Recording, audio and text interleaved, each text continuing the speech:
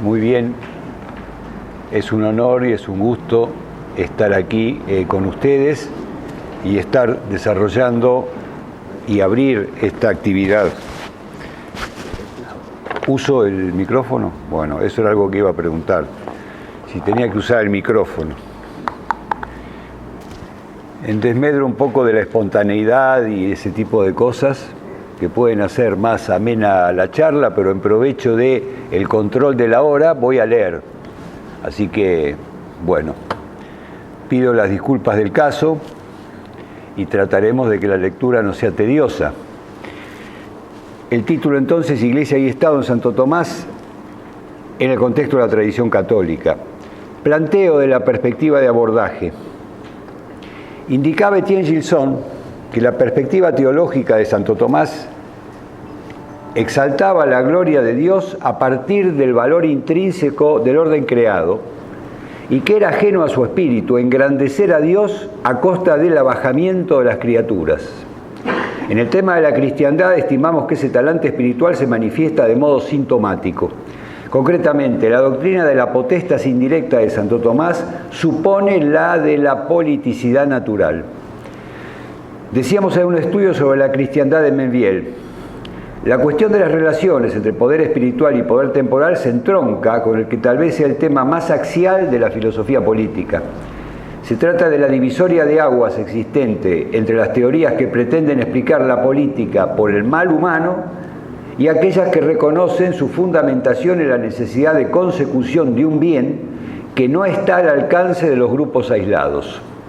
O en otros términos, su afirmación de que la política no constituye un bien secundum quid, relativo a una situación desgraciada sería, y de raigambre puramente utilitaria, sino un bien simpliciter, acabado, en sí mismo valioso y causado por el bien del hombre y para un mayor bien del hombre. Lo cual implica que ni la potestad política ni el derecho positivo anclen su necesidad en deficiencia humana alguna. Esta, la de la politicidad natural afirmada por Aristóteles, es la posición de Santo Tomás. Tal alternativa doctrinal resulta de enorme significación a la hora de estudiar la tesis del sentido de la confesionalidad cristiana de la comunidad política. En efecto, desde una perspectiva cristiana, si el Estado y la política son vistos como causados por deficiencias y explicables por el mal, difícil será la posibilidad de hacer compatible semejante órbita con aquella otra que es portadora del mayor de los bienes, la ordenación a Cristo. En otros términos, un Estado que en esencia es represor del mal o será un puro instrumento coactivo al servicio de la Iglesia, que es una línea troncal del hierocratismo, según veremos, o, como aparece en un componente esencial del liberalismo católico, deberá mantenerse separado del reino del amor evangélico y de la perfección humana, y nunca podrá constituirse en colaborador, aunque subordinado, en la consecución del bien divino. La religión irá al ámbito privado y su esfera de acción social será ocupada por el Estado. Esto lo dice de un modo magnífico Carl Schmitt en una entrada que yo he traducido para una revista española, apareció este mismo año, la entrada Absolutismo. Pero no voy a ceder a la tentación de ponerme a hablar, pues dije que no iba a hablar, así que no voy a hablar, voy a leer nada más. Bueno, este es otro tema, ¿no? ¿O no? Grafiquemos estas dos posiciones con dos textos paradigmáticos. Uno de Aristóteles. Dice Aristóteles en la política, dado que nos proponemos ver cuál es la constitución mejor, o sea, fíjense, lo que va a hacer Aristóteles acá es contraponer la política con el derecho penal. Dado que nos proponemos ver cuál es la constitución mejor, no hay que dejar de lado lo que es la felicidad participable. O sea, dado que nos proponemos ver cuál es el mejor régimen, tenemos que tener en cuenta cuál es su fin, la felicidad política participable. Decimos que ella, la felicidad política participable, es una actividad y una práctica perfecta de la virtud, y eso no hipotéticamente o condicionalmente. El griego dice ex hypothesios, no a partir de una hipótesis o a partir de una condición previa negativa, ¿no? Sino absolutamente, y usa el término haplos, que es el término que los latinos van a traducir por simpliciter, o sea, secas. Es algo bueno en sí mismo, decimos, este fin de la política. Digo hipotéticamente, sigue Aristóteles, a las cosas de las que hay necesidad y absolutamente a lo bueno en sí. Por ejemplo, en el ámbito de la praxis justas, las venganzas y los castigos justos vienen de la virtud. O sea, el ejercicio de la corrección, ¿no?, y el ejercicio de la vindicta pública vienen de la virtud, no son malos, pero son conductas necesarias y tienen su rectitud en la necesidad. Claro, porque hubo un acto doloso, un acto torcido, un acto no recto, que es su presupuesto. Recién ahí aparece entonces la necesidad, ¿se entiende? Recién ahí aparece la necesidad de castigo. Pero no habría habido esa necesidad de castigo, que no es ajena a la virtud, si no hubiera habido una causa para castigar a alguien. Y tienen su bondad en la necesidad. Dice, en efecto, sería preferible que ni el individuo ni la ciudad las necesitara. Mientras que las acciones en vista del honor y del bien son en sí mismas las acciones más bellas. Pues las acciones las del primer tipo son el rechazo de un mal, mientras que las segundas son lo contrario, preparan y generan bienes. Una cosa es la necesidad recta, necesidad lícita u obligatoria de reprimir el mal. Otra cosa es la política. ¿Capit? La otra posición la ilustra, la tomamos de un gran teólogo político reformado, calvinista, Emil Brunner, que fue un hombre por lo demás muy apreciado por grandes autores argentinos como Menviel.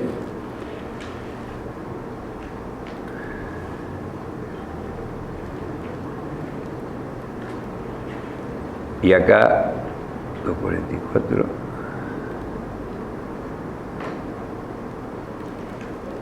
Dice Brunner en su tratado La Justicia: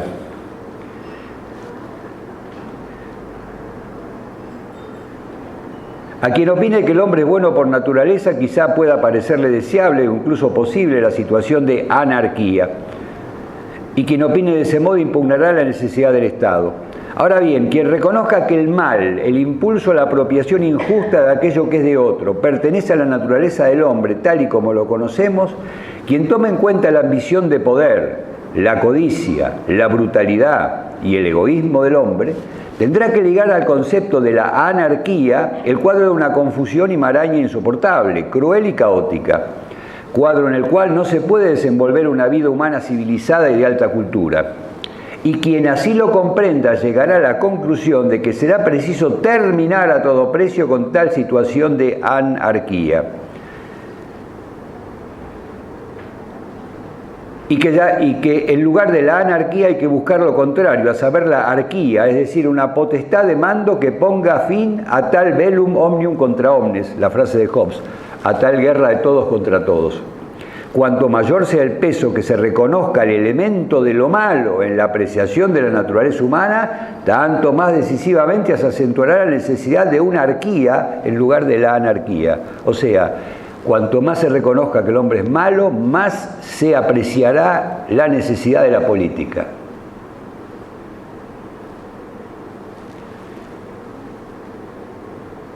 En la base de esta concepción radica la idea de que el Estado es un ordenamiento querido por Dios. Claro, porque Dios es bueno y Dios quiere atajar el mal. Entonces permite y fomenta la política.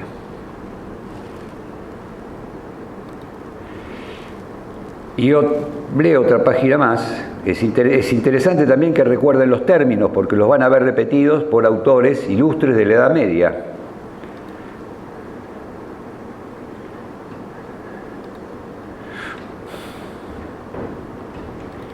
En otro lugar, dice Brunner, bueno, acá busca la apoyatura en la escriturística, ¿no? No es casual que el único pasaje del Nuevo Testamento que se ocupa, dice extensamente del problema de la justicia estatal, no se ocupa, bueno, en fin, no voy a hacer la crítica a la exégesis de Brunner. Brunner cita el texto clave de la teología política católica, cristiana, católica en lo bien entendido, que es Romanos 13, la epístola a los romanos, y la entiende, la fuerza, la sesga, digamos, hacia el lado de la necesidad de la justicia penal. Esta situación, recuerden lo que dijo Aristóteles, miren lo que dice Brunner. Esta situación preferente del derecho penal corresponde a la idea de que el Estado y su derecho coercitivo son necesarios solo por causa del mal. Esta situación preferente del derecho penal muestran que el Estado es necesario en razón del mal. Esto es perfecto. O sea, perfecto digo en cuanto a que ilustra la contraposición con la posición clásica de una manera esplendente, podríamos decir. Y bueno, después la consecuencia, ¿no? Si los hombres por su propia, o sea, si los hombres fuesen buenos no sería necesaria la política. Tac. Esta línea conductora yo lo tengo, bueno, estudiado, trabajado, publicado también. Esta línea conductora desemboca, por supuesto, en el marxismo, que se propone a partir de la abolición de las clases, la extinción del Estado, porque el Estado es un síntoma, como una fiebre. Entonces, si se cura el cuerpo, el síntoma patológico desaparece. La vida política desaparece porque es síntoma de un mal. Nos estamos entendiendo, por favor. Emil Brunner es un cristiano calvinista, los marxistas son marxistas, pero en este punto hay línea de continuidad. El marxismo hereda la concepción liberal del Estado como necesario por un mal humano, para proveer la seguridad. Únicamente que la solución que le da es distinta. Bueno, entonces hay que abolir el Estado, hay que abolir las clases para extinguir el Estado. El Estado no es abolido, dice Engels, se extingue. ¿Por qué se extingue? Porque se han cegado, se han sofocado las condiciones perversas que lo hacían necesario. Al no haber clases, ya no es necesario que una clase reprima a la otra. Ya no es necesaria la política, que es, dicen Marx y Engels, el instrumento de opresión. Esta es una línea troncal de la filosofía política. Bueno, dije que no iba a hablar y ven que soy mentiroso. Esta es una línea troncal de la filosofía política. Y va de las posiciones, digamos, une y hilvana las posiciones hierocráticas, el liberalismo y el marxismo. Acá Brunner se hace cargo del luteranismo ortodoxo, o sea, las palabras de Lutero sobre el Estado, bueno, no desdicen algunas palabras de católicos medievales, pero digamos que van en esa línea. No todo el calvinismo lo va a acompañar en esto, ¿no? Dicho sea de paso, Grosio y Altucio, grandes juristas calvinistas, eran aristotélicos. Pero bueno. Como vemos, la contraposición es formal expresa con Aristóteles. Y ahora vamos a un tercer texto, este de Santo Tomás. Termina de precisar, dice, el Aquinate inquiere, el texto es de la prima pars de la Suma Teológica, cuestión 96, artículo 4, un texto importantísimo. O sea, yo creo que para aquilatar el valor de la politicidad natural, casi que una vez que uno se ha metido en el tema, los que terminan de definir la cuestión son ese texto de Aristóteles que acabo de leer y este que voy a leer ahora de Santo Tomás. Y la posición es interesante porque la perspectiva teológica termina de definir qué es la politicidad natural, aunque la politicidad natural, como su nombre lo indica, tiene que ver con la política y con el plano natural, pero desde arriba se termina de ver mejor qué es. Santo Tomás inquiere si en estado de inocencia, o sea, de naturaleza íntegra, no dañada por el pecado original, o sea, si no hubiera habido pecado original, si habría habido mando y obediencia. La respuesta distingue. En el caso del dominio despótico, como el que el amo tiene sobre el esclavo, el mando tiene por fin el bien del amo. No hay bien común ahí, ¿no? Porque el instrumento no es otra cosa. Ya lo vamos a ver. El esclavo es mero instrumento de un bien que le resulta ajeno. Esta sujeción, originada en el mal moral, no existiría en el estado de inocencia adánico. Pero existe asimismo el mando originado en la necesidad de proveer al bien común participable de los miembros de una sociedad. En tal caso, la realidad del mando surge como el medio necesario para la dirección de las conductas hacia el fin convocante. Es decir, está supuesto como indubitable, como premisa por Santo Tomás, que no por ser los hombres virtuosos e inteligentes dejarían de necesitar de la vida social y política. En efecto, solo en ella les resultaría asequible el bien común. Ahora bien, si a su vez la sociedad no puede existir sin autoridad, entonces tampoco en ese estado de perfección dejaría de darse la necesidad imprescriptible de la autoridad social y política.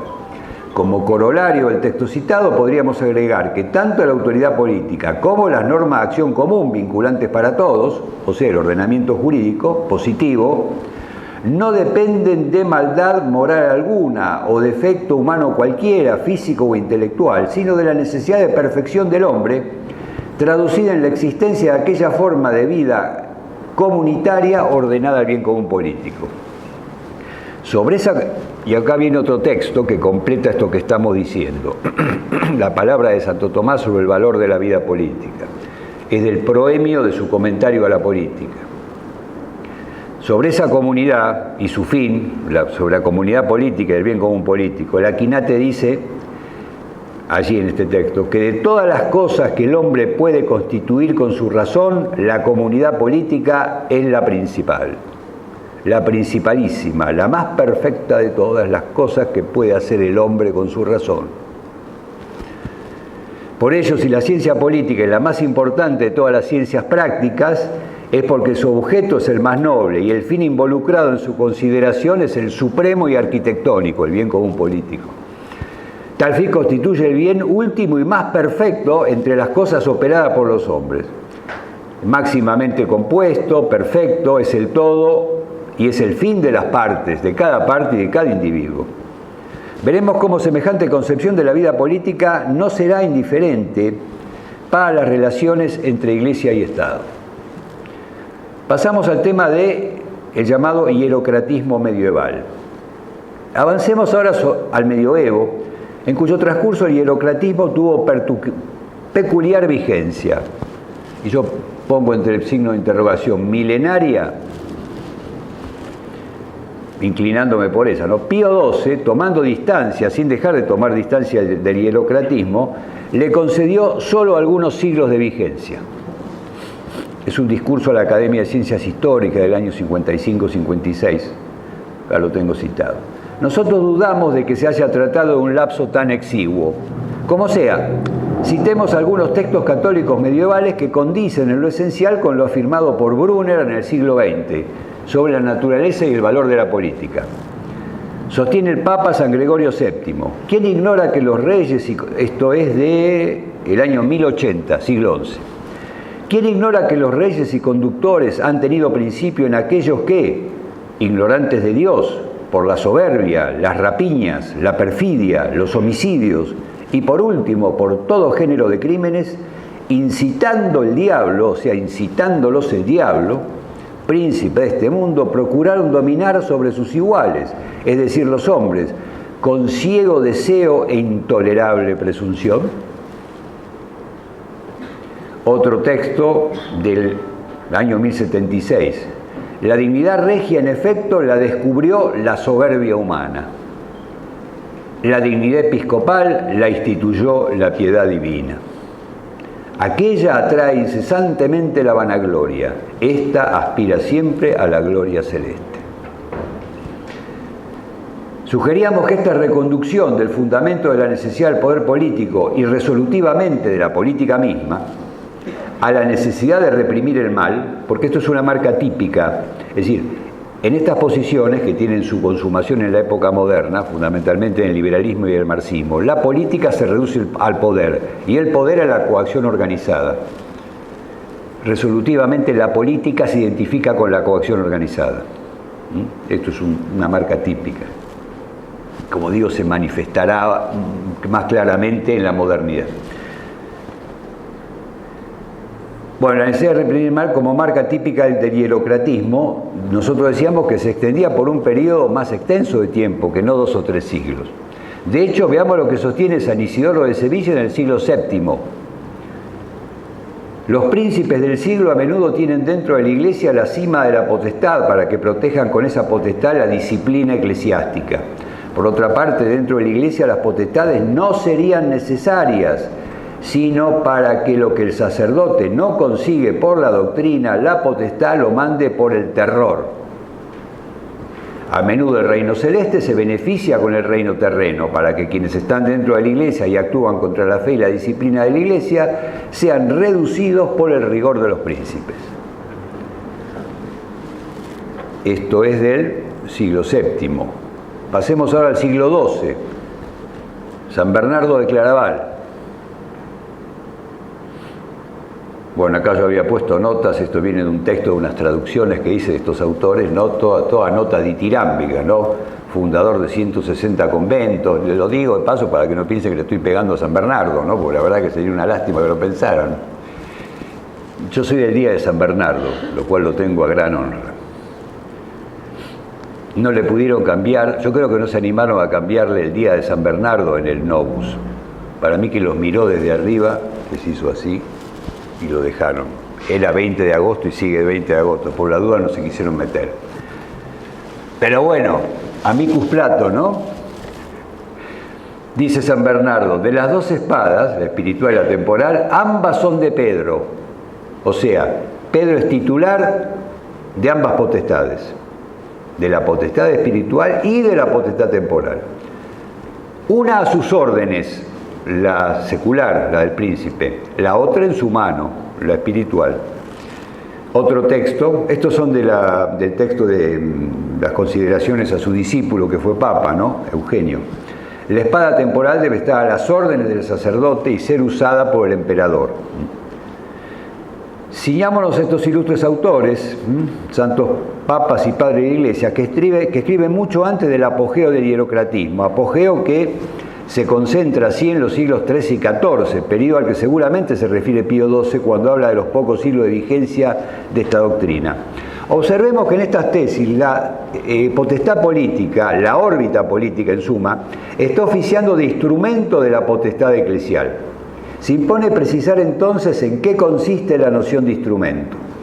En ese sentido debe señalarse que la causa instrumental, en tanto tal, no ejerce causación por su propia virtud, sino que sólo actúa movida y utilizada por la causa principal. En la causalidad instrumental se produce una sola acción efectuada por la causa principal a través del instrumento. ¿Quién está hablando ahora? ¿El micrófono o Sergio? ¿O Sergio y el micrófono? Está hablando Sergio a través del micrófono. Hay una sola acción, con una sola eficiencia, con un solo fin, que es que me oigan. ¿Se entiende la idea? La causa instrumental es absorbida, forma parte de la eficiencia de la principal y se ordena al mismo fin de la principal. ¿Qué significa esto en principio? Que hay una sola causa, un solo fin, y entonces una sola órbita de acción social, la de la Iglesia, a cuyo servicio se halla una causa que no posee un fin propio, que solo actúa movida por la causa principal en pos de un único fin. Esa causa principal, por lógica consecuencia, terminará siendo vista como causa eficiente, como origen y creadora de la causa instrumental. Yo no soy creador del micrófono, pero bueno, digamos, es como si lo fuera. En este caso, la causa principal instituirá a la causa instrumental, porque la potestad eclesiástica instituirá y creará a la potestad secular, como yo no puedo crear el micrófono. Esta conclusión, en la que se consuma de algún modo el hierocratismo, porque este es como el paso final, que algunos especialistas niegan que ya estuviera presente en el pensamiento del Papa Gregorio VII.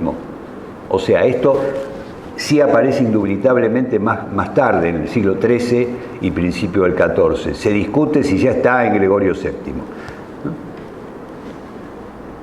Pero esto sí va a ir apareciendo y empieza explícita en grandes teólogos y papas a partir del siglo XII. Bueno, otro, Hugo de San Víctor, de quien mi mujer es gran fanática, un autor extraordinario, ¿no? teólogo, filósofo, místico, murió en el 1141. Pues la potestad espiritual, dice, no solo tiene que instituir la potestad terrena para que exista, sino que también tiene que juzgarla si no fuera buena.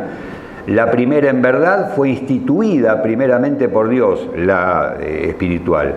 La espiritual juzga todo y no es juzgada por nadie. Y es importante lo primero, ¿no? La potestad espiritual no solo tiene que instituir la potestad terrena para que exista, la instituye para que exista, es su causa eficiente, es la causa que la ha creado. En esta sintonía o registro doctrinal llegamos a la bula Unam Sanctam de 1302 del Papa Bonifacio VIII, que va a repetir lo que dicen estos autores, lo que habían dicho estos autores. Somos instruidos por la palabra del Evangelio de que en esta su potestad, la del romano pontífice, hay ciertamente dos espadas, la espiritual, la temporal. Ambas entonces están en la potestad de la Iglesia, a saber, la espiritual y la material. Mas esta, por cierto, ha de ser ejercida, la material, a favor de la Iglesia, aquella en verdad por la Iglesia. Esta por la mano del sacerdote, aquella por la de reyes y soldados, pero a las órdenes y con la tolerancia del sacerdote. Prosigue. Bueno, esto está tomado mucho de San Bernardo, pues como atestigua la verdad, la potestad espiritual debe instituir la potestad terrena y juzgarla si no fuera buena. Debe instituir la potestad terrena. Este pasaje, bueno, recoge lo de Hugo, ¿no? Y después viene el canon, que encierra la definición propiamente dogmática.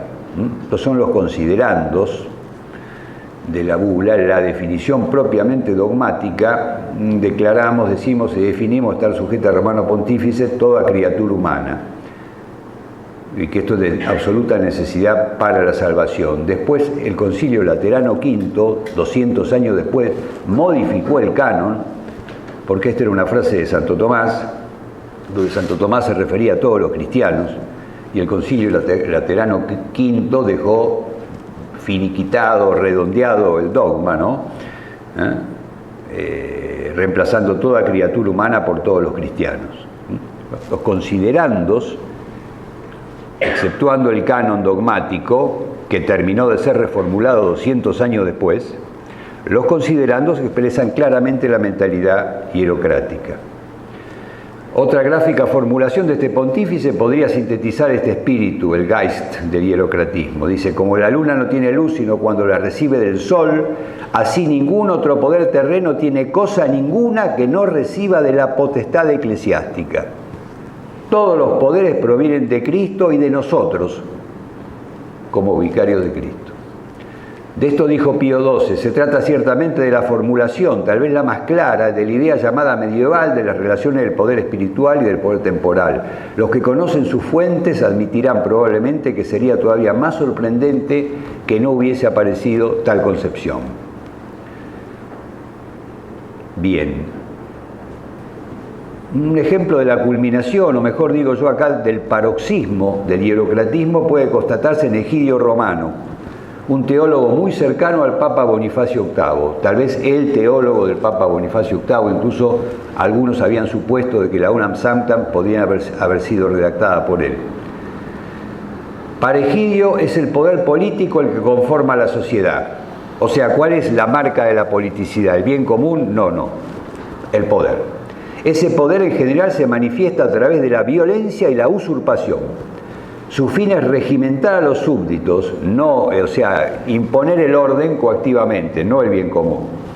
El régimen político en sí mismo representa, y acá toma la frase de San Agustín, un magnum latrocinium, o sea, es un gran delito el régimen político, cuyo único remedio es la juridicidad y legitimidad establecida a través del orden eclesiástico.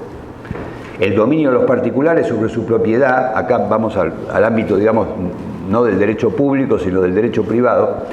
El dominio de los particulares sobre su propiedad es relativizado. Los particulares cristianos son una especie de siervos de la Iglesia, redimidos por ella, que como tributarios están obligados a pagarle un interés, como reconocimiento de su situación servil. Por su lado, los propietarios infieles son ladrones, o sea, los infieles, cuando son cristianos, esa propiedad que es el dominio que ejercen es un robo. son ladrones, poseen injustamente. El propio derecho de herencia queda supeditado al plano sacramental. La sujeción al Dios verdadero es condición para cualquier pretensión de justicia natural. La justicia es aportada a los reinos, que de suyo son usurpaciones, por la institución de la Iglesia, que es así la causa de la justicia política. No hay justicia en el plano privado y en el plano público intrínseca, si no hay un refrendamiento y una ordenación a través del poder eclesiástico. El Papa posee en plenitud las dos espadas. Y dice algo, miren, la Iglesia se resuelve en el poder del Papa. No sé si esto le suena a algo. Acá ante litteram. ¿Y la suprema virtud cristiana cuál será? No, esta me la dicen ustedes. En este contexto, ¿cuál es la suprema virtud cristiana? No me digan la fe, por favor, porque me voy. La obediencia, sí señor. La suprema virtud es la obediencia.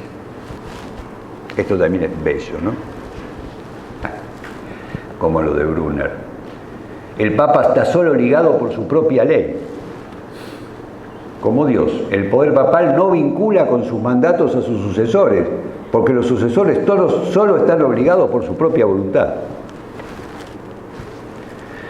Y el Papa tiene dominio y jurisdicción sobre el mundo entero. Es dueño de las cosas y señor de los hombres de todo el mundo. Claro, el plano natural ha sido licuado. Por eso hablábamos del paroxismo de la cosa. A partir de las posiciones explicadas hasta aquí, se podría intentar reunir algunas tesis y corolarios representativos del modelo hierocrático. El Papa tiene, por lo menos en su pureza nocional, ¿no es cierto?, salvando los contornos difusos que esto históricamente pueda haber adquirido, pero si buscamos una idea del hierocratismo, que de hecho el amigo Egidio la cumplió con creces, ¿no?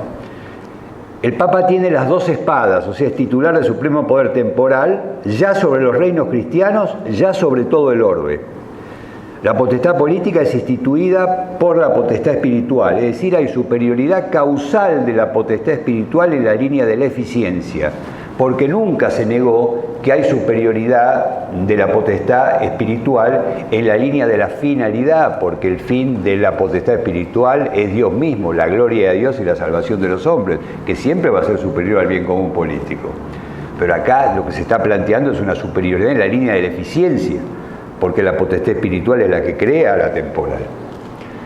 Es instituida por la potestad espiritual, es decir, hay superioridad causal en la línea de la eficiencia. La potestad política es un ministerio del espiritual que la delega en manos del príncipe. La potestad política ejerce causación instrumental en el plano secular respecto del fin salvífico, removiendo los obstáculos y allanando el camino de la sociedad eclesiástica. No habría, stricto sensu, un fin político propio, específico y per se. Así pues, la plenitud o potestatis, la plenitud del poder del Papa, comprende y absorbe a la potestad política como su instrumento necesario. Por último, y esto también, no último pero no menor, subyace la idea de que la política es subsidiaria del pecado original. Es así como otro pontífice medieval, San Gregorio Magno, muerto en el 604, sostenía: los santos varones, cuando presiden, no prestan atención en sí a la potestad, sino a la igualdad de condición, pues saben que los antiguos padres, o sea, antes del pecado, no son recordados como reyes de hombres, sino como pastores de ganado. O sea, si mandaban, mandaban a las bestias, no a los hombres. Eso en situación de naturaleza íntegra no se daba, no había mando y obediencia. Contra estas afirmaciones que imputan la existencia del poder político a la consecuencia del pecado original, polemizará Francisco Suárez en De Legibus, ¿no? Este es un texto que se conoce mucho por el Tratado de Suárez, porque Suárez defiende la posición clásica aristotélica y lo toma San Gregorio Magno para polemizar. Es costumbre denominar agustinismo político al hierocratismo, a partir de la obra de Alquilier, una obra famosa del año 1933, se llama El agustinismo político. Este exégeta desmarca a San Agustín de la corriente hierocrática, aunque usa su nombre para denominarla. Quien les habla, aceptó durante mucho tiempo ese temperamento, por escrito, ¿no? Y alineó al hiponense entre los sostenedores de la politicidad natural. Hoy tomamos distancia de tal desvinculación. Por el contrario, creemos que San Agustín sienta las bases del hierocratismo, pero no lo desarrollamos, ¿no?, por obvias razones. Bueno, vamos a la doctrina de Santo Tomás, pero estamos dentro de la temática, ¿no es cierto? Estábamos hablando de la doctrina de Santo Tomás en el contexto de la tradición católica. Y podemos, si acudimos a Brunner, decir, en el contexto de la tradición cristiana en general, en sentido lato. Vamos a un texto del comienzo del itinerario intelectual de la Quinate, el comentario a las sentencias, el comentario al segundo libro de las sentencias. En el contexto del tratamiento de la prelación, o sea, de la autoridad y de la obediencia, aparece un texto clave para la determinación de la posición tomista sobre la relación entre ambas potestades.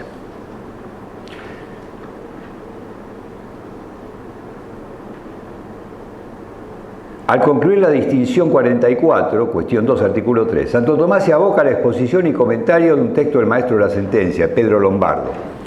Con dicha exposición se cierra el comentario. Bueno, quiero ir rápido.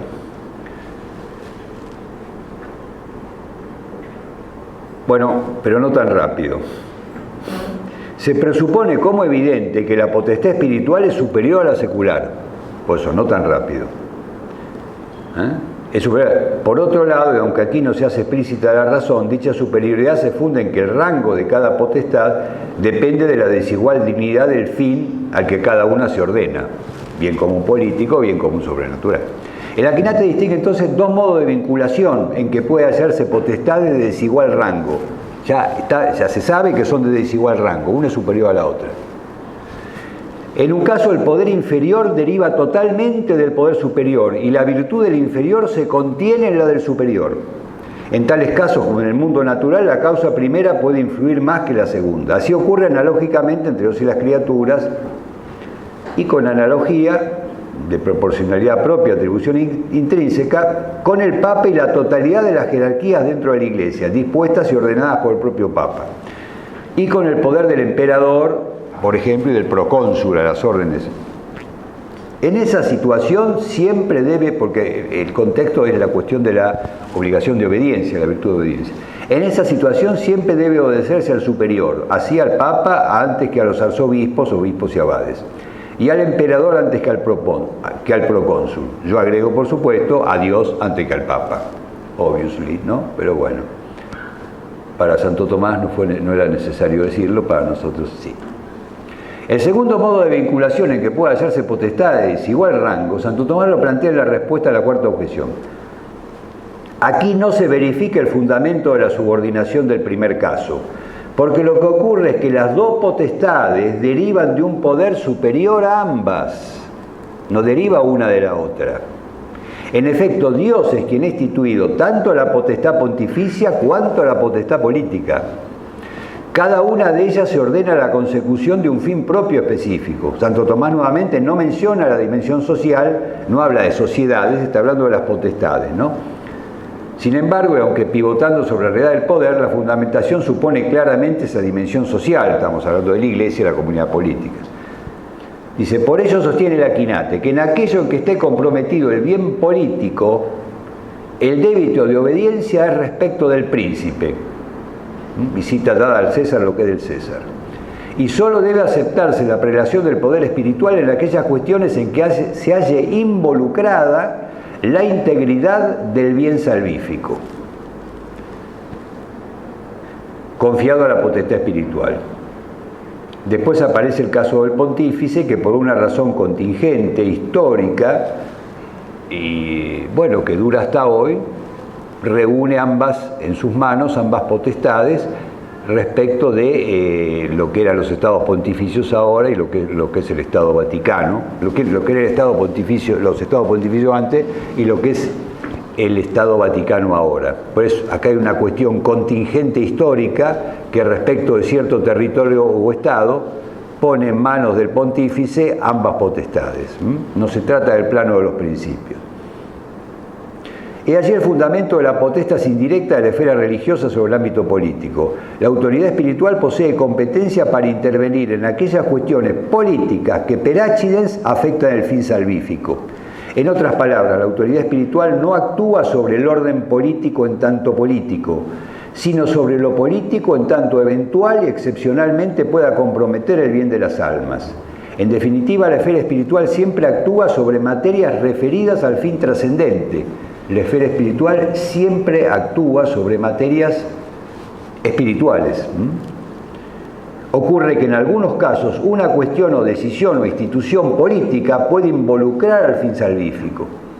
Pero la esfera espiritual no posee competencia política sobre lo político, sino una potestas que resulta indirectamente político, en tanto toca a lo político si lo político implica el objetivo interés religioso.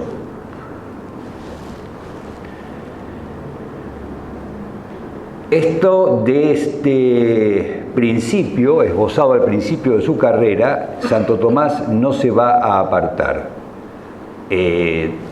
Lo vamos a ver, ¿no? O sea, trata distintas cuestiones. Hay cuestiones que, como dicen los franceses, son medio límite, risqué, que van hasta como las cuestiones de lo que termina siendo una deposición del emperador.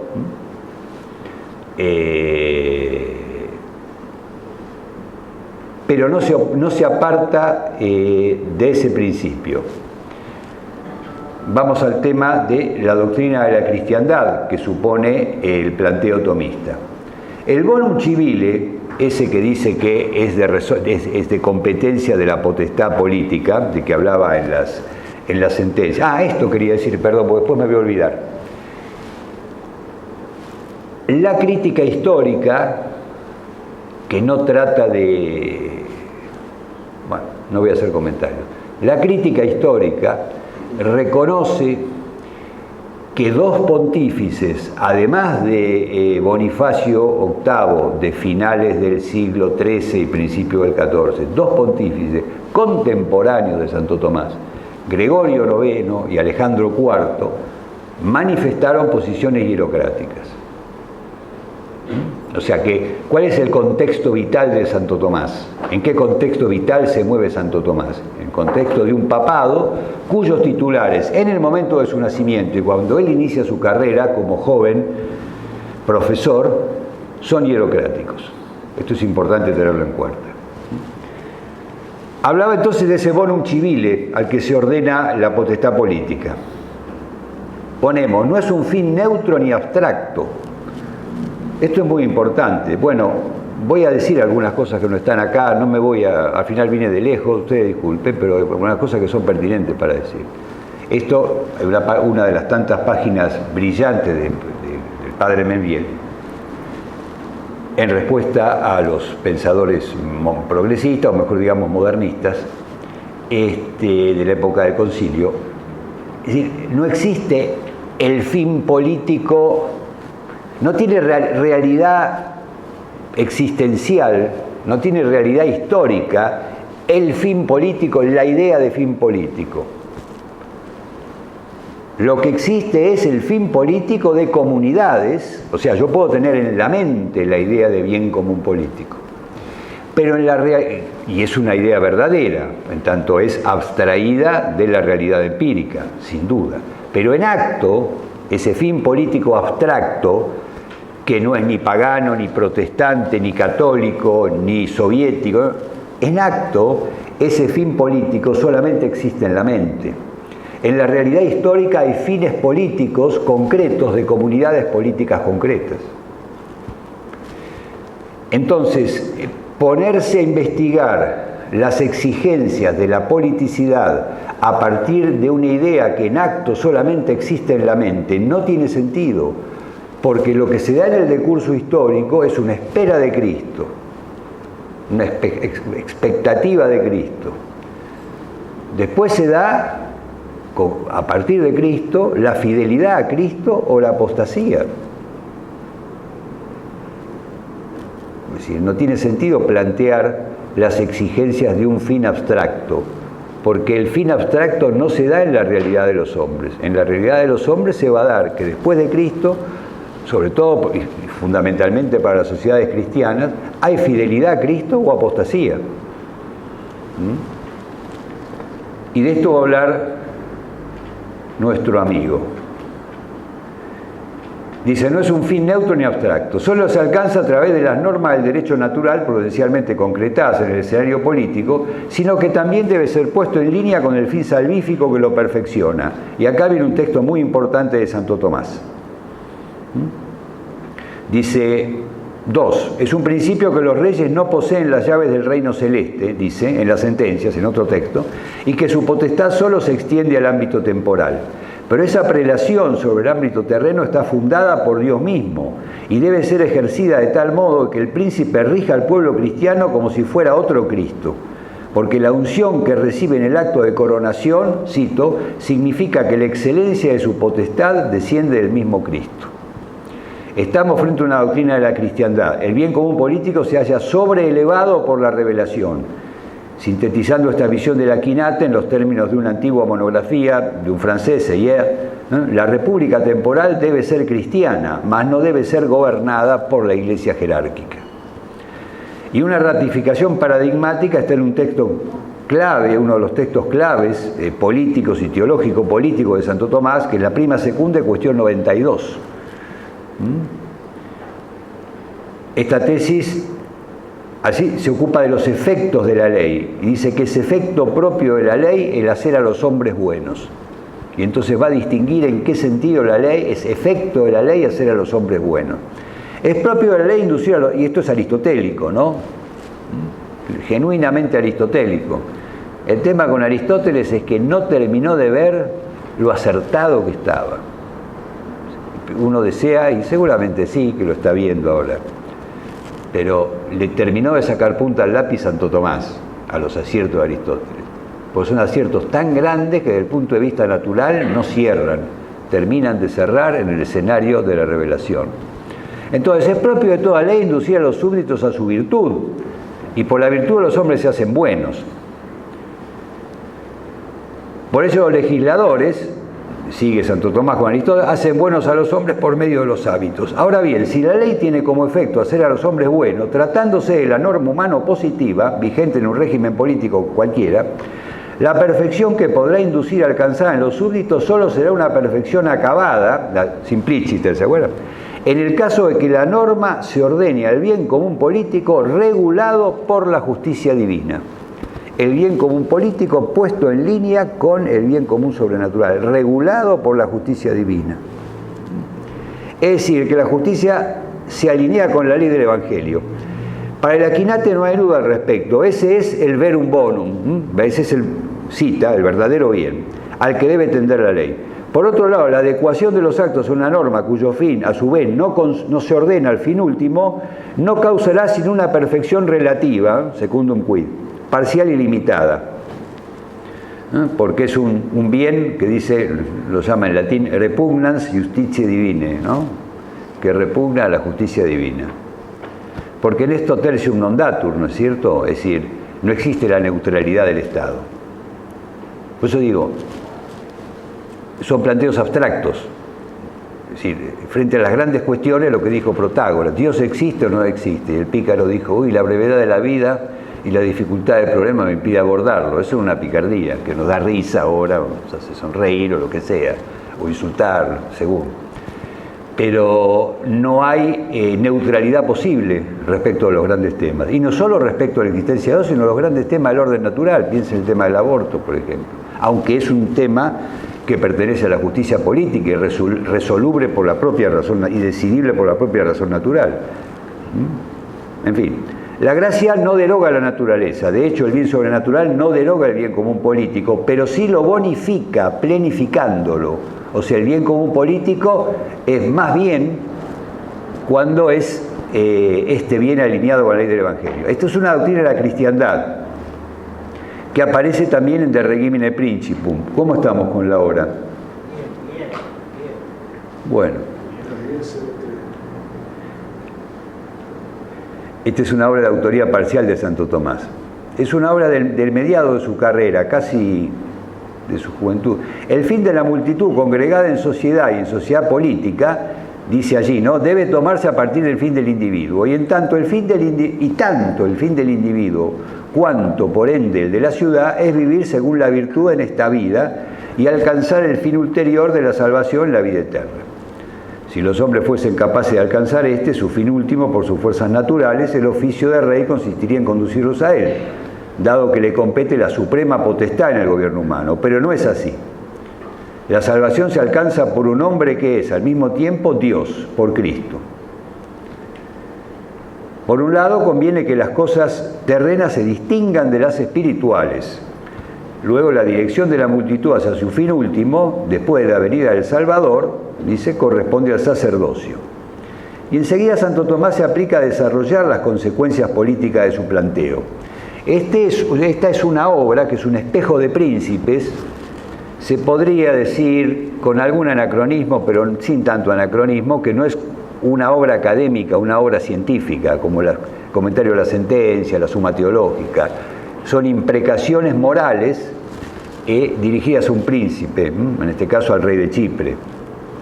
Esto es importante tenerlo en cuenta a la hora de aquilatar el alcance de las afirmaciones. Santo Tomás se aplica a desarrollar las consecuencias políticas. Dice, a aquel a quien le compete dirigir al fin último, le corresponde por eso mandar a quienes se ocupan de fines ordenados a tal fin. Y acá plantea la ordenación que se da dentro de la comunidad política. Dice, por ello a la potestad del príncipe se subordinan todos los oficios humanos en la ciudad, mas el príncipe mismo se subordina a quienes tienen a su cargo la consecución del fin sobrenatural. El modo en que se opera esta subordinación de la potestad política y del fin común político al fin último sobrenatural es el de uso el término de Santo Tomás, congruencia. La operación de quien realiza algo ordenado a un fin ulterior debe guardar correspondencia con este. En latín, ut suum opus sit congruum finim, para que su obra sea congruente con el fin. Dado que el fin de la vida buena terrena es la vida eterna, entonces le compete al oficio de rey hacer concordar la vida, según la virtud natural, a la consecución de la vida celeste. Secundum quod congruit ad celestem beatitudinem consequendam, según que es congruente para conseguir la beatitud del cielo. Lo cual se traduce en preceptuar a aquello que dirige a la vida eterna e impedir en la medida de que sea posible, hablamos del príncipe, lo que le resulte contrario. Ahora bien, saber cuál es la verdadera beatitud celeste y conocer las exigencias del camino que conduce a ella es tarea del oficio del sacerdote. Es quien instruirá al príncipe sobre la buena vida en sentido integral, según la cual la ciudad debe ser regida. El príncipe entonces tiene que estar abierto, más que abierto, tiene que estar ansioso por poner en obra la verdad sobrenatural.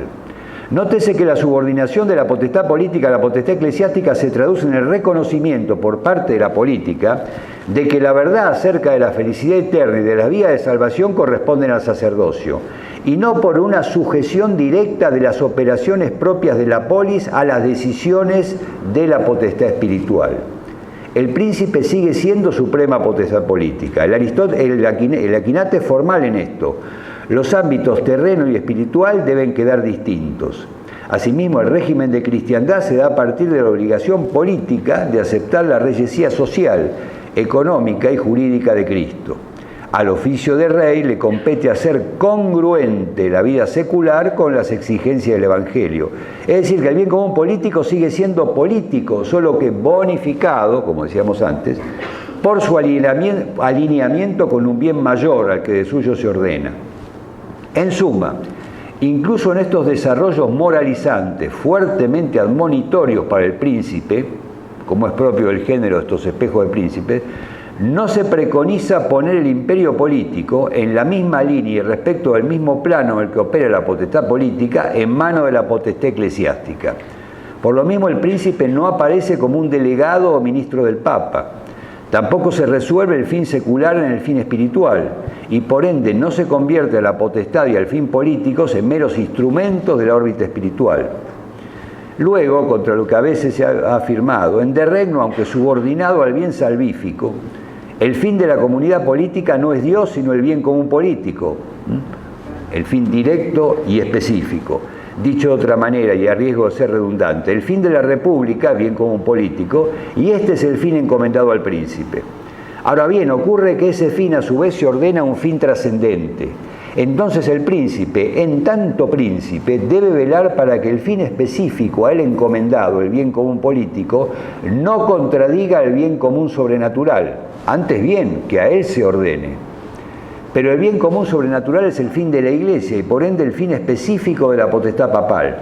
Luego, el modo de ordenar el fin político a la salvación eterna, o sea, el modo de ordenar el fin político al fin último sobrenatural, supone para el príncipe aceptar y poner en obra las verdades de las que, respecto del bien salvífico, es depositaria la Iglesia, testigo de las Sagradas Escrituras y portadora de la tradición, y sin que ello comporte ceder la conducción política a la jerarquía eclesiástica.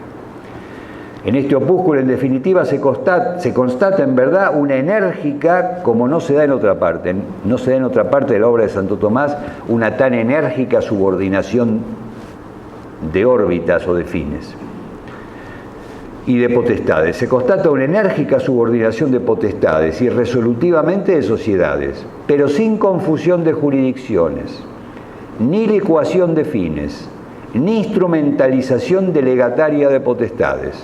En tal medida, el fondo del tratamiento del reino no contradice al de sentencias, al de la suma y al de otras obras. TeleV1 se complace en anunciar que estará transmitiendo en su canal TeleV1 Clips valiosos programas emitidos antes de la censura sufrida. El lienzo prohibido, el revés del derecho, combates por nuestra historia, disenso, historias de Malvinas, entre otros que podrán encontrar en este enlace.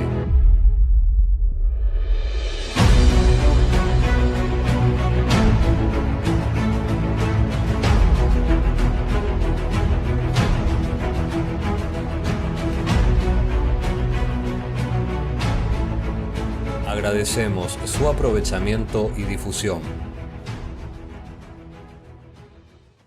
Bienvenidos a CEPA, Centro de Estudios del Pensamiento Americano. Nuevo sitio web de cursos de formación en política, filosofía, historia, literatura, geopolítica, religión, psicología y más. Cursos de formación que reflejan el verdadero pensamiento americano. Lo invitamos a elegir el curso de su agrado ingresando en www.cepa.la.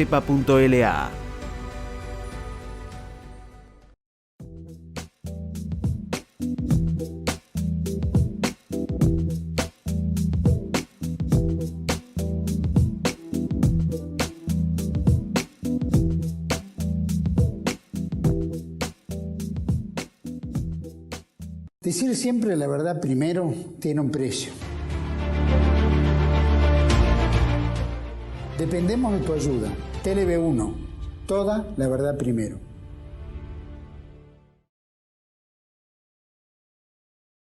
No quiero ser acusado de esquivar los temas álgidos. En el artículo 10 de la cuestión 10 de la segunda secunde, acá el título es Los casos conflictivos en el límite de la potestas indirecta.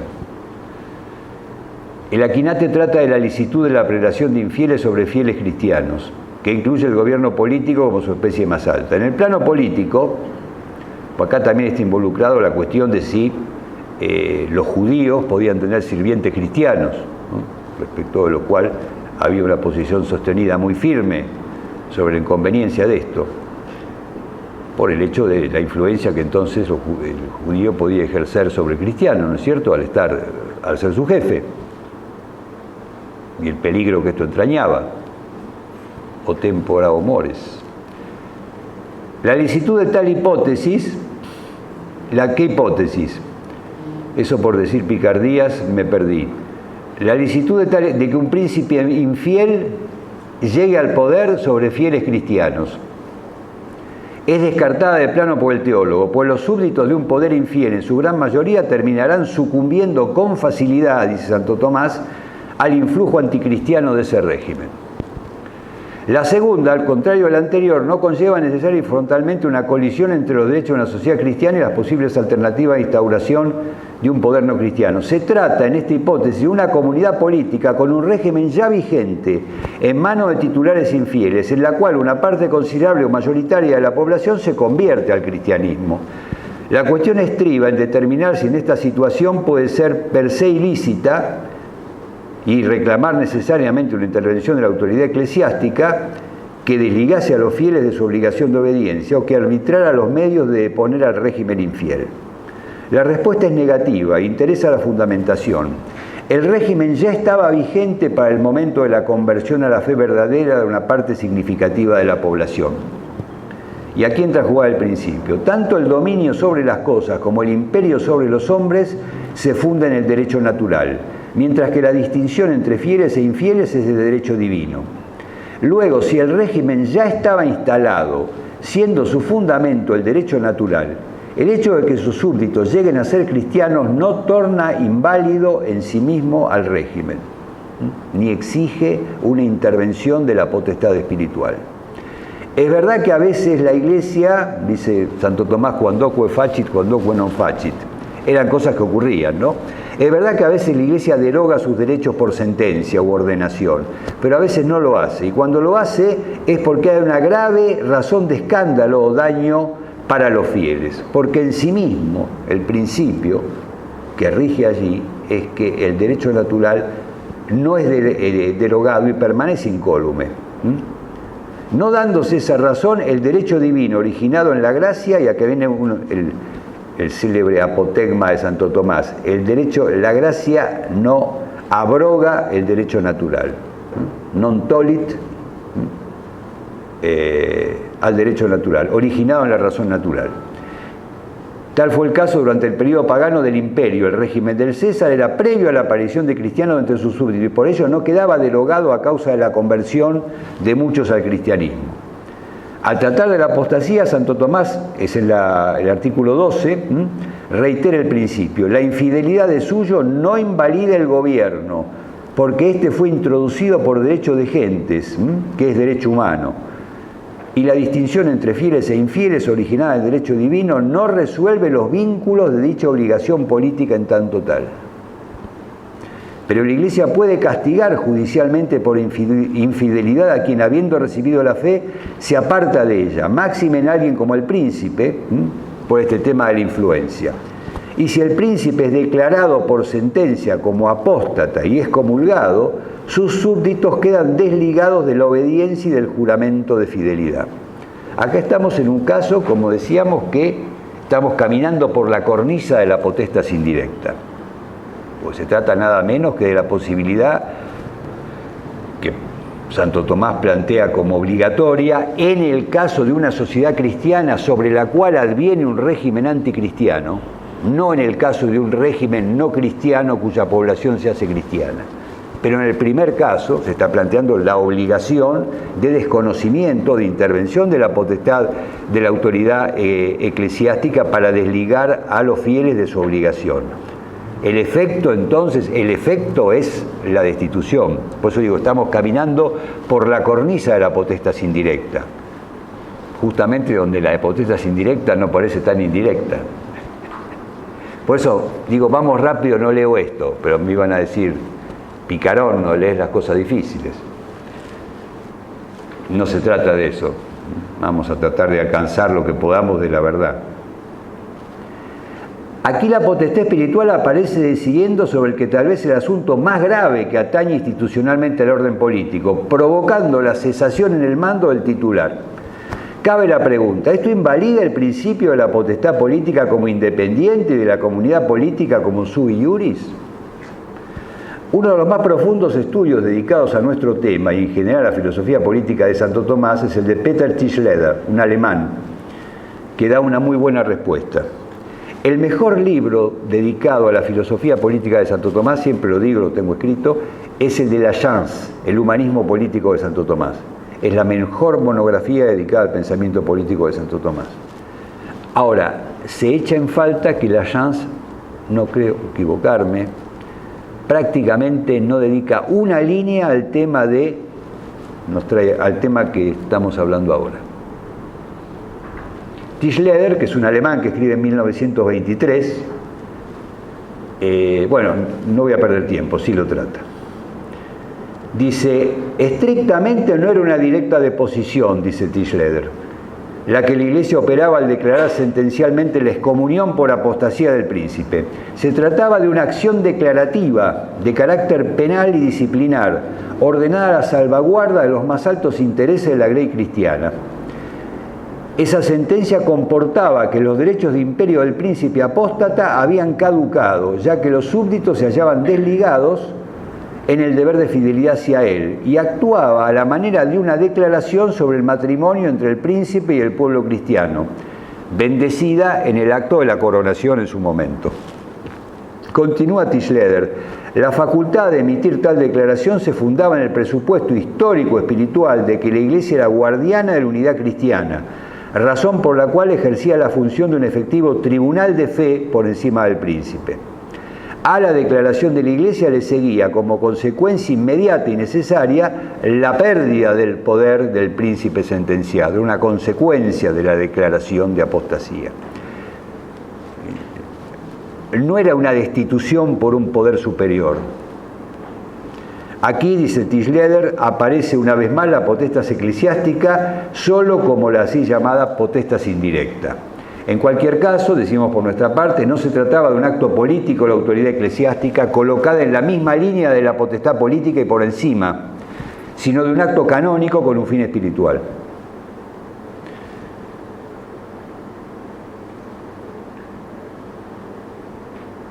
Bueno, hay una serie de comentarios aclaratorios que van en la misma línea de lo dicho, a lo mejor podemos prescindir de ella. Hierocratismo y tomismo. Es pertinente ahora plantear una comparación entre el modo de vinculación que para Santo Tomás se da entre las potestades eclesiástica y política, considerando los presupuestos más representativos de la posición hierocrática. Así se tiene, hablando de Santo Tomás, ya hemos planteado una síntesis de la hierocrática, ¿se acuerdan? El tema de la causa eficiente, las dos espadas.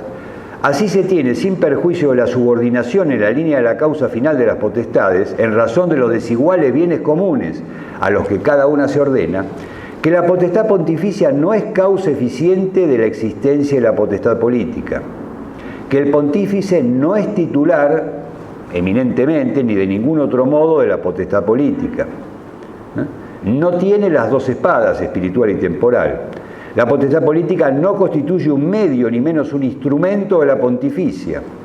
El príncipe no es tal por delegación del Papa, y resolutivamente y primeramente en línea de fundamentación, que el fin político es un fin propio, específico y per se, un bonum honestum máximamente valioso en el plano temporal, que es causa adecuada de la República, sociedad sui iuris, autárquica e independiente en su orden, o sea, el político jurídico, en última instancia ordenada entre cristianos al fin sobrenatural y subordinada a la potestad espiritual en todas las dimensiones que, sin dejar de ser políticas, no obstante comprometen al bien espiritual y resultaran per accidens de resorte de la potestad eclesiástica y su competencia.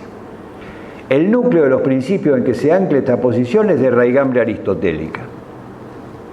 Sintetizándolos: 1. La potestad política es independiente en la línea de la causa, y acá reiteramos un poco y reafirmamos.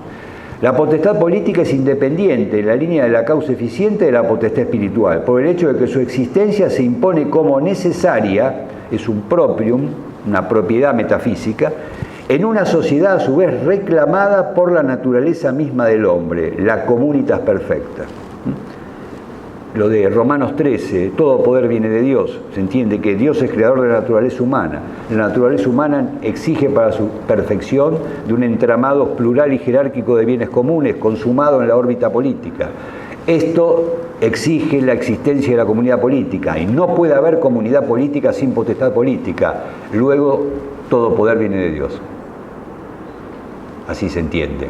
Y así lo entiende, bueno, cuando el Crisóstomo comenta el Evangelio a Romanos 13, dice: Después hubo confusiones, pero no tendría que haberla sabido. Esto está dicho entonces de los primeros padres, ¿no? Esto no se refiere a que cada gobernante entonces sea puesto por Dios, no es derecho divino de los reyes, dice el Crisóstomo, sino que tapragma, la cosa misma, la realidad misma, la realidad de la necesidad del poder, del valor del poder directivo, primero, eso es obra de Dios. Bueno, entonces, luego, tanto la communitas perfecta como la potestad es de derecho natural y por tanto el derecho canónico las asume y supone, pero no las crea. 2. Por esa razón, como la inmensa mayoría de los elementos del mundo jurídico, el título para la conducción suprema de la comunidad será en parte natural y en parte positivo. El título tendrá un principio de fundamentación natural, la necesidad de la potestad suprema para lo que hemos dicho, ¿no es cierto? Y un principio de concreción positivo, alguna forma de consenso de esa comunidad respecto de alguna forma de régimen y de ciertos titulares determinados. Porque téngase presente en sede aristotélica, el derecho natural no impera una única forma de régimen. No hay formas de régimen por derecho natural, ni monarquía, ni aristocracia, ni democracia. En cualquier caso, stricto sensu y más allá de posibles modos constitucionales histórico-contingentes inveterados, el derecho divino no confiere título de potestad política. Eso no quiere decir que títulos de potestad política no hayan sido ejercidos legítimamente por titulares de la potestad eclesiástica, por razones histórico-contingentes. Entonces es conveniente que la Santa Sede tenga un territorio. Entonces el pontífice será titular del gobierno del Estado Pontificio, el Vaticano, lo que fuese. La profunda invisceración de la fe en la nación católica ha hecho que en periodos de interregno el primado de Polonia asumiese hasta que el nuevo príncipe subiese al trono. Pero esto no es por derecho divino, esto es porque los polacos son así. ¿Se da cuenta? ¿Se entiende lo que quiero decir? Son razones histórico-contingentes, culturales, que dependen también de la libertad de los hombres, entendería la libertad de los hombres moldeada y condicionada por una tradición, una circunstancia, etcétera, etcétera. Pero no hay un derecho divino a esto. La potestad política, como la sociedad de la que es órgano, posee un fin propio, específico e inmediato, que da razón de la existencia y de la legitimidad tanto de la potestad como de la sociedad. Bueno, acá vienen los ditirambos de Santo Tomás a la comunidad política, que ya hemos leído, todo con superlativos, ¿no? Principalissimum, principalísimo entre los bienes humanos. No, se le acaba el diccionario a Santo Tomás para hablar de la comunidad política, retengamos esto. La política no es basura, en el orden de los principios, en el orden de la exigencia natural e imprescriptible de la vida humana, no en el orden. ¿Quién se pudiera dedicar a cosas tan espirituales? No es así. Es como decir, bueno, qué sé yo, ¿quién pudiera tener cuerpo y alma? La vida social y política y la consiguiente, con necesidad de fin absoluta, potestad de régimen, no se origina en el pecado, se fundan en lo bueno del hombre y se ordenan a un mayor bien del hombre. 5.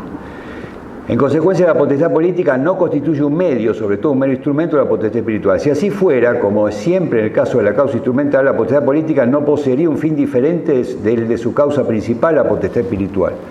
Se trataría del fin espiritual alcanzado por la potestad espiritual mediante el instrumento político que actuaría principalmente como una remoción de impedimentos, de índole sobre todo coactiva. En efecto, la causa instrumental, bueno, ya lo hemos dicho, ¿no es cierto? No ejerce causación, etc. 6. Por todo lo dicho, el príncipe no es delegado o ministro de la esfera espiritual. La potestad política no aparece como consecuencia de una delegación de la papal que le instituiría a su servicio. No es creada, ni aún en la sociedad cristiana, compuesta por cristianos, por una delegación de la potestad espiritual.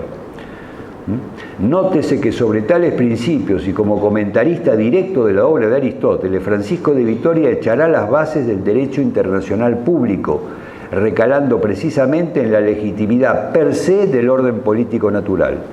Los infieles son verdaderos señores, pública y privadamente, no han recibido la verdad de Cristo. pero en este momento, actuando de acuerdo con el derecho natural, son dueños de sus cosas y señores de su república. Ya vamos terminando, no desesperar. Siguiente punto, los contornos históricamente por momento difusos de ambas posiciones.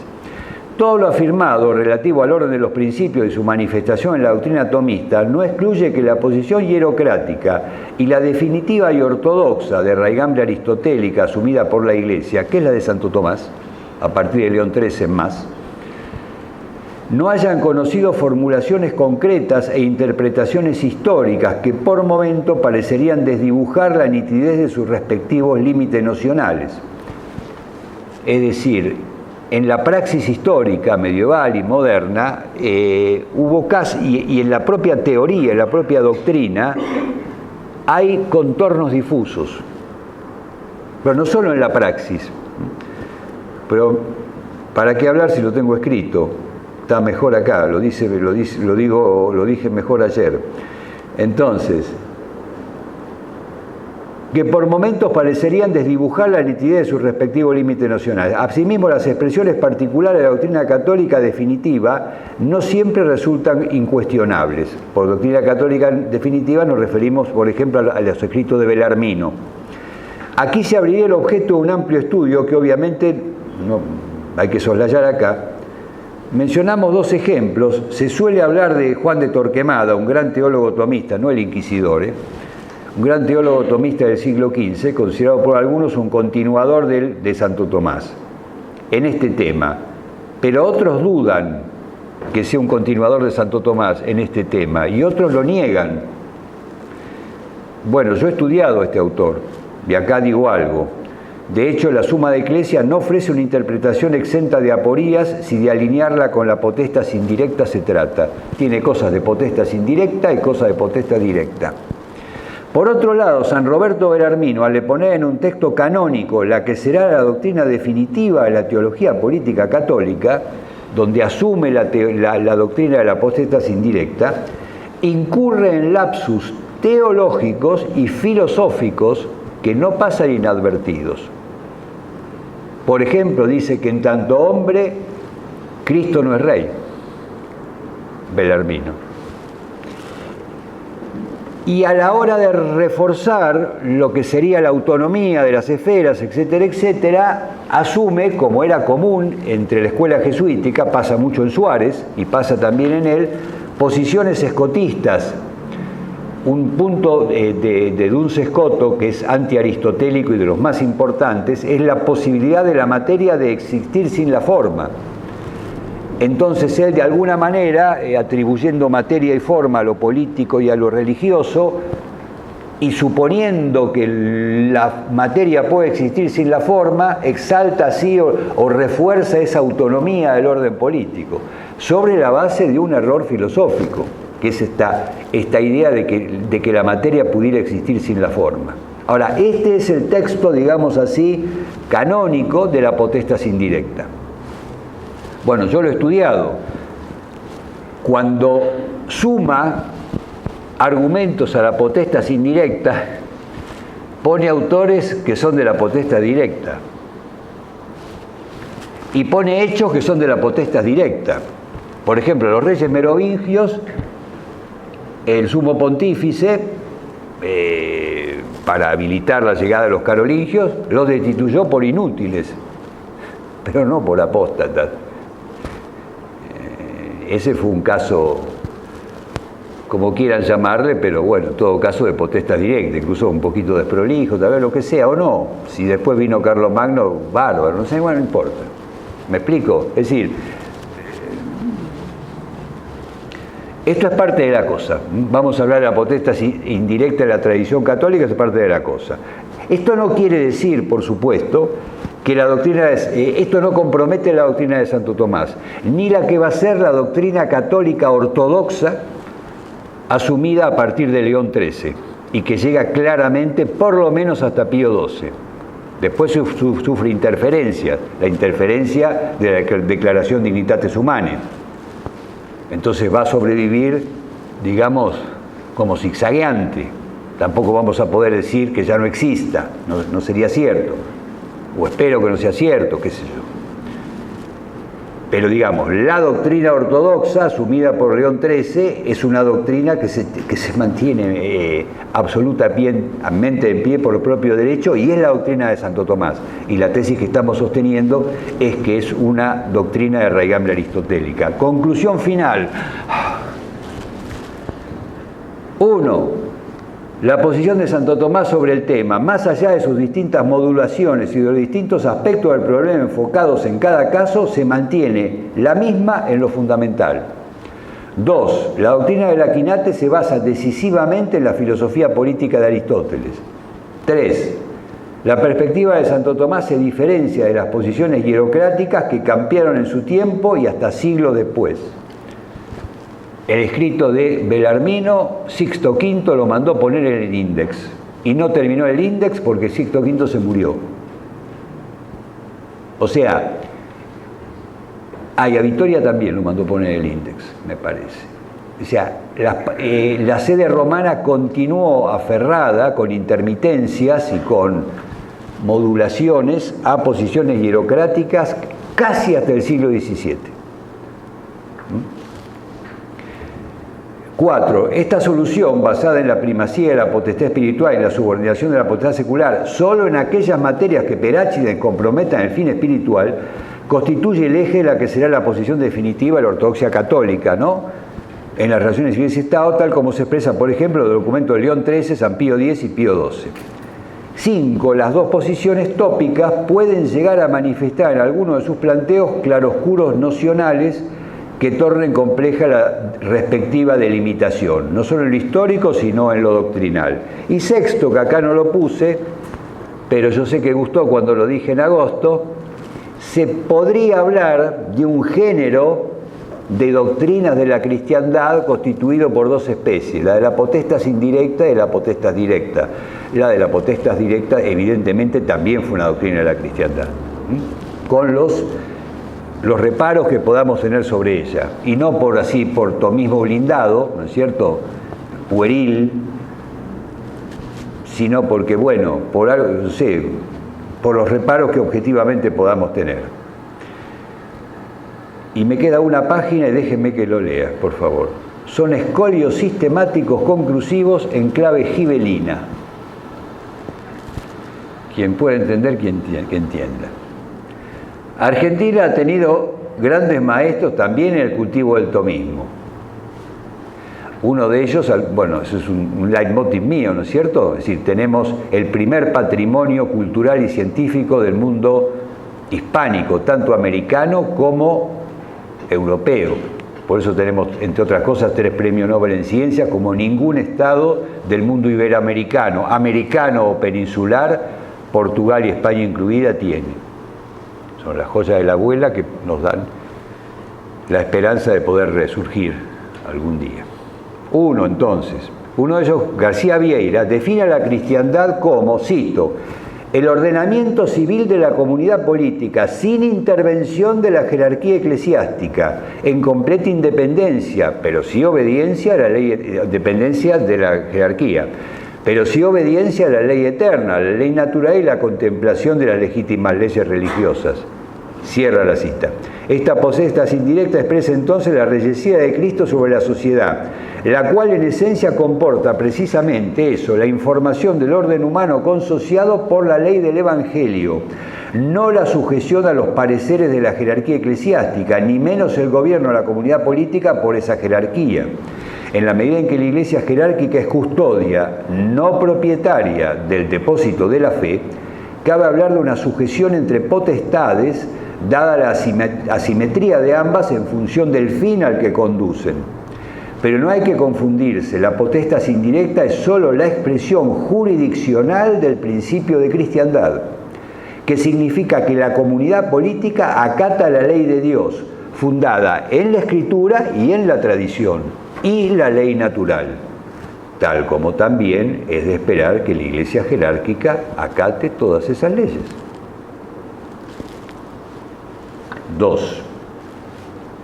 Vivimos en un periodo epocal de cratofilia papal. Filía, ya saben lo que es, ¿no? Es el amor, puede ser el amor desordenado, como en este caso. Kratos es poder. Vivimos en un periodo epocal de cratofilia papal, con su correlato obediencialista en los fieles, que comienza en la Iglesia en el último tercio del siglo XIX, en particular. Santo Tomás, por el contrario, afirmó que, cito, hay cosas en las cuales el hombre está a tal punto libre que puede también obrar contra el mandato del Papa, cierra la cita.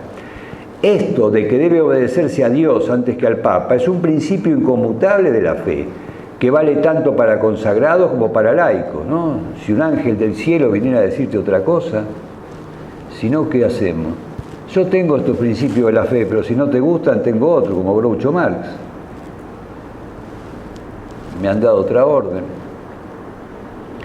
Su fundamento reside en la misión reconocida de la potestad eclesiástica en la tradición católica, a saber, la custodia del depósito de la fe y la obligación de preservarlo sin alteración, sin poder disponer de él ad libitum, a capricho, como si fuese la propiedad privada de un amo absoluto y despótico.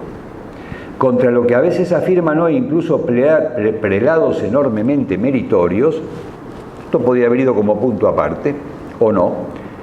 La hipótesis del Papa hereje es un topos en la tradición teológica católica y constituía una sentencia común entre los principales teólogos de la segunda escolástica. Ludwig Ott, el teólogo alemán, define así la sentencia común. Es una doctrina que, aunque todavía cae dentro del campo de la libre discusión, es sostenida generalmente por todos los teólogos. En ese momento estamos hablando de ese periodo grandioso de la reflexión católica, de la escolástica católica. La admitieron y la trataron Cayetano, Suárez, Belarmino, Juan de Santo Tomás, entre otros. Y sigue apareciendo en los manuales actuales, como manuales editados por la UCA, el del Monseñor Buzo, por ejemplo. En esa misma línea, Francisco de Vitoria plantea el derecho de resistencia frente a una autoridad eclesiástica, incluso con el concurso de los príncipes seculares, o sea, de la resistencia armada contra la autoridad eclesiástica. Claro, cuando había príncipes seculares cristianos, ¿no? Y ejemplifica la legitimidad de la resistencia de los fieles frente a un papa gravemente nocivo para la Iglesia con un caso célebre en la historia de la cristiandad: la deposición en 963 del Papa Juan XII por el emperador Otto I el Grande, el restaurador o fundador del Sacro Imperio Romano, con el concurso de un concilio ad hoc que lo respaldaba. Y 3. Por último, otro problema central que afecta directamente a nuestro tema, el del laicado en la tradición del occidente cristiano. Hoy esto nos sorprende, pero hay que asumir que el laicado durante la cristiandad se entendía como la comunidad organizada con el príncipe a la cabeza. Ese fue el laicado durante los 1600 años que duró la cristiandad orgánicamente estructurada hasta comienzo del siglo XX. Hoy el laicado se identifica con los individuos o grupos privados que por adhesión piadosa, por interés laboral u otras razones, orbitan en derredor de las estructuras parroquiales, episcopales y curiales. Es una suerte de séquito no consagrado del clero. Por eso Michel Cahur dijo que con el magnicidio de Luis XVI, que el magnicidio de Luis XVI simbólicamente, en ese magnicidio simbólicamente había quedado decapitado el laicado cristiano. Como agregamos en nuestro libro Dios y la ciudad, tematizando la figura escatológica del catejon, la metáfora de Cahur podría completarse con el siguiente juicio: tal magnicidio simboliza la amputación de una de las dos piernas humanas del cuerpo místico, porque la cristiandad tenía dos piernas. Precisamente, estos dos poderes eran las dos piernas de la cristiandad. Simboliza la amputación de una de las dos piernas humanas del cuerpo místico y presagia en un siglo y medio la desaparición institucional de la cristiandad, aunque restos parciales de ella, identidad estatal, sobrevivieran hasta la década de 1970. Bueno, muchas gracias.